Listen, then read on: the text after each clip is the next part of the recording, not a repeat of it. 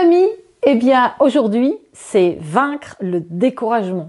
Et oui, aujourd'hui, mi-carême.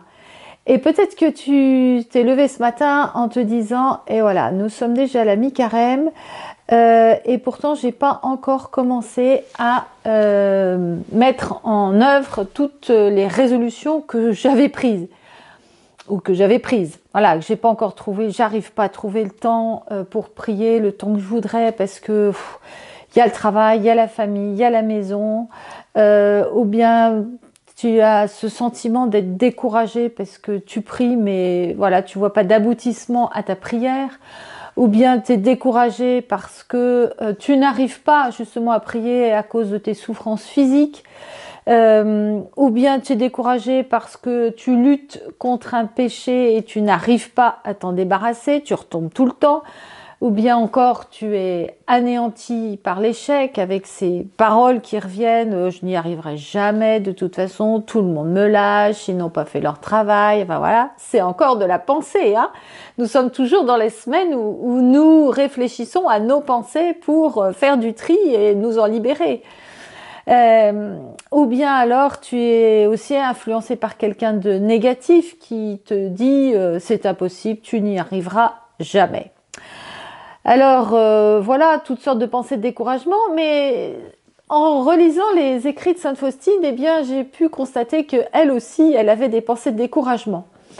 Elle avait des pensées de découragement, notamment pendant le carême où elle traversait beaucoup de difficultés, à la fois des difficultés dans sa prière, des difficultés intérieures, des sécheresses, des lourdeurs, aussi des difficultés extérieures parce que des personnes faisaient des réflexions à son sujet. Il y avait toujours l'opinion des autres qui était là pour la juger et lui causer beaucoup de souffrance et donc du coup beaucoup de découragement.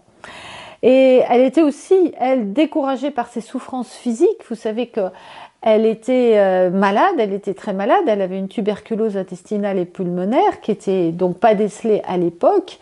Et du coup, eh bien, ça entraînait toutes sortes de souffrances et elle était découragée parce qu'elle n'arrivait pas à faire sa tâche comme elle le voulait, aussi bien qu'elle le voulait, à cause de toutes ces souffrances physiques. Et puis, le découragement l'a conduit à la tristesse. Alors, c'est peut-être aussi ton cas. J'ai parlé de la tristesse la semaine dernière. Et puis, malgré ses sincères résolutions, elle retombe sans cesse dans les mêmes erreurs. Donc, tu vois... voilà, tu peux trouver auprès d'elle quelqu'un qui puisse te comprendre. Et puis elle dit, voilà, je prends une décision le matin et puis je constate le soir que je m'en suis beaucoup éloignée. Alors voilà différentes situations de découragement que nous pouvons vivre et notamment pendant ce carême. C'est souvent d'ailleurs pendant le carême que le découragement arrive avec le plus de force pour... pour nous abattre et nous empêcher d'avancer dans la foi et avec Jésus pour arriver à Pâques et dans la joie de la résurrection. Alors, je me suis dit, voyons, est-ce qu'il y a une scène dans l'Évangile qui nous relate quelqu'un d'un peu découragé? Et j'ai trouvé dans l'Évangile de Saint Jean, il y a l'histoire de l'infirme qui est à la piscine de Bethesda. Et cet homme était infirme depuis 38 ans. Alors 38 ans, était infirme, était à côté de la piscine. Et alors écoutez bien, Jésus, le voyant étendu et apprenant qu'il était dans cet état depuis longtemps déjà, lui dit « Veux-tu guérir ?» Écoutez la réponse de la personne. L'infirme lui répondit « Seigneur, je n'ai personne pour me jeter dans la piscine quand l'eau vient à être agitée. Et le temps que j'y aille, un autre descend avant moi. » Jésus lui dit, « Lève-toi, prends ton grabat et marche. » Et aussitôt l'homme fut guéri, il prit son grabat et il marchait. Alors ce qui est très intéressant dans ce passage, moi qui m'a interpellée, je me suis dit vraiment cet homme est complètement découragé parce que Jésus lui pose la question, « Veux-tu guérir ?» Et lui, il ne répond pas à la question.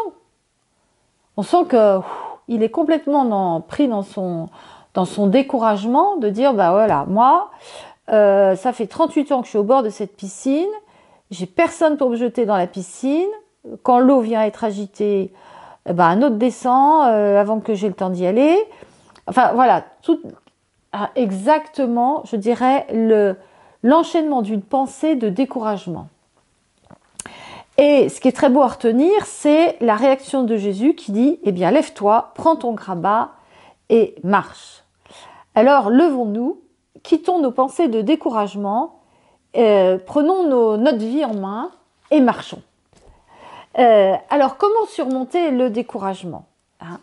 Eh bien voilà, nous avons la première réponse, hein, nous lever, allez nous mettre en route, avec regarder le Seigneur, aller à lui, le laisser nous interpeller, puiser en lui notre force, parce que sans lui, nous ne pouvons rien faire. Et fixer nos yeux sur lui, écouter ce qu'il dit de nous, ça ce sera mon entretien de demain, mon partage de demain, parce que si autour de nous, nous avons des personnes qui parlent découragement à notre place, eh bien, notre regard sur nous-mêmes et nos capacités ne dépendent pas des autres, mais de ce que Dieu dit de nous et de son regard sur nous, hein. Donc, tout lui confier pour recevoir lumière et compréhension. Et Jésus va dire, d'ailleurs, dans le petit journal, « L'âme souffrante est la plus proche de mon cœur ». C'est-à-dire que si toi, tu es dans le découragement pour toutes les situations que j'ai énumérées au départ, ou peut-être d'autres, eh bien, sache que Jésus est proche de ton cœur. Et à Sainte Faustine, qui a donc des pensées de découragement parce qu'elle est incomprise, Jésus lui dit « N'aie pas peur, je suis avec toi ». Voilà une deuxième je suis proche de ton cœur, te dit Jésus, je suis avec toi, n'aie pas peur. Et puis Jésus va dire, la raison de tes échecs, c'est que tu comptes trop sur toi et tu t'appuies trop peu sur moi. Mais ta misère ne saurait épuiser mon amour. Ah voilà, ça c'est encore une clé intéressante, c'est que Jésus pointe le doigt là, t'as des échecs, t'as des découragements, ben c'est parce que tu comptes trop sur toi et tu comptes pas assez sur moi. Voilà. Ta misère ne peut épuiser mon amour. C'est-à-dire que même si tu te sens complètement misérable et submergé, eh bien mon amour pour toi ne change pas, te dit Jésus. Et puis Jésus va dire, ne te décourage pas à cause de l'ingratitude. Lorsque l'ennui et le découragement menaceront ton cœur, fuis de toi-même et cache-toi dans mon cœur. N'aie pas peur du combat, le combat seul intimide. Cache-toi dans mon cœur. Encore une fois, déjà hier, à propos de l'amertume, nous recevions cette invitation de Jésus de nous cacher dans son cœur, de nous enfermer dans son cœur. Eh bien, là encore, parce que c'est en lui que nous trouvons la force du combat. Parce que si nous sommes découragés, c'est que quelque part, nous avons laissé tomber les armes. Et que, comme dit saint Paul aux Éphésiens au chapitre 6, nous avons une armure qui est à saisir pour rester vainqueurs malgré le combat. Et quand le combat fait rage, eh bien, nous avons un bouclier, nous avons une épée, nous avons une ceinture, nous avons un casque, nous avons une cuirasse. Eh bien, emparons-nous de toutes ces armes, tous ces moyens-là pour rester forts, debout, tenaces dans le combat et ne pas nous laisser emporter par le découragement comme une grande bourrasque qui chasse toutes les feuilles d'un arbre à l'automne. Jésus recommande aussi la patience dans l'adversité, de garder la paix intérieure, parce que si nous restons en lien avec Jésus, si nous restons attentifs à son regard sur nous, à ce qu'il dit de nous, eh bien, nous resterons avec le cœur dans la paix et nous serons beaucoup moins attentifs et beaucoup moins influencés par le jugement, le regard des autres et le jugement des autres, hein. Donc, se souvenir aussi de sa bonté envers nous, Donc la louange, je reviens à la louange, hein. Se souvenir de sa présence à nos côtés. Dans les Hébreux au chapitre 13 verset 5, il nous dit « Je ne te délaisserai point, je ne t'abandonnerai point ». Donc, allez, avec toi Jésus, j'avance. Se souvenir qu'il est tout puissant. Et puis, peut-être lui demander de nous aider à réorganiser nos journées, hein. Peut-être qu'on est découragé parce qu'on se sent une foule de choses à faire et que du coup, on voit ça comme une priorité au lieu de commencer par prier. Eh bien, peut-être qu'il y a des activités chronophages dans ta journée que tu peux éliminer. Par exemple, tu peux être attentif au temps que tu passes sur ton écran, hein. Voilà, sur les réseaux, sur les choses comme ça qui sont chronophages au détriment de ton temps de prière, qui peut t'aider, donc du temps de cœur à cœur avec Jésus pour t'aider, hein. Ou bien, si tu as un sentiment de fatigue accumulée, eh ben, la fatigue accumulée est une source aussi, est là pour nous décourager, hein. Et bien, ça peut être nécessaire de se dire, j'ai besoin d'une bonne nuit de sommeil, de me coucher tôt ce soir pour pouvoir mieux attaquer et mieux combattre, hein. Voilà, puis revoir tes objectifs, peut-être établir une nouvelle stratégie. Voilà quelques conseils pour vaincre le découragement et renouveler nos pensées. Alors, il y a aussi quelques versets que tu peux apprendre par cœur et qui peuvent t'aider dans la journée en les redisant,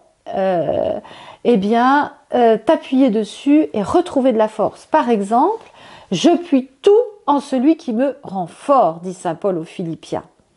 Ou bien saint Paul aux Romains, « Si Dieu est pour nous, qui sera contre nous ?»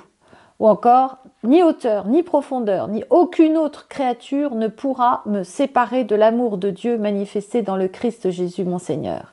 Voilà, je mettrai ces références dans les commentaires en dessous après ce partage du matin.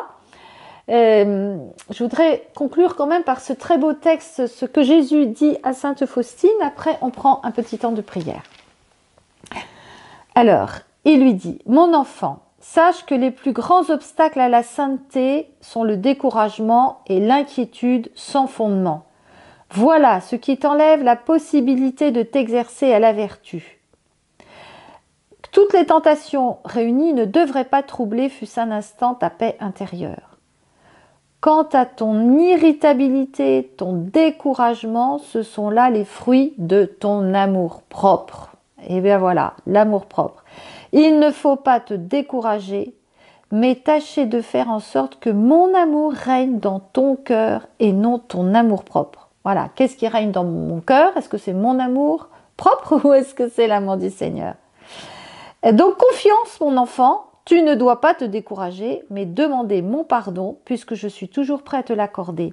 Chaque fois que tu me le demandes, tu glorifies ma miséricorde. Et bien voilà, à la fin, voilà aussi un autre conseil de Jésus, lui demander pardon pour nos découragements, notre irritabilité, nos impatiences, etc., notre amour-propre. Voilà, prions. Seigneur Jésus, vous pouvez dire après moi, je renonce au découragement. Aujourd'hui, avec toi, Jésus, je te demande pardon pour toutes ces pensées de découragement. Je renonce à ces pensées de découragement. Je proclame que tu es vainqueur dans ma vie. Je proclame qu'avec toi, rien ne pourra me décourager ni me nuire. Amen. Merci Seigneur, béni sois-tu. Viens remplir de la puissance de ton Saint-Esprit mon frère, ma sœur. Viens remplir son cœur, viens remplir sa vie. Montre-lui que tu es avec lui toute cette journée, que avec toi, il ne peut rien lui manquer. Merci Seigneur, béni sois-tu. Gloire et louange à toi. Voilà, chers frères et sœurs, eh bien, soyez puissamment bénis. N'oubliez pas de liker si ce partage du matin vous a édifié. N'oubliez pas non plus de transmettre le lien à votre réseau et de vous abonner si vous n'y êtes pas encore en cliquant sur la cloche pour les notifications. Très bonne journée et à demain. Soyez bénis.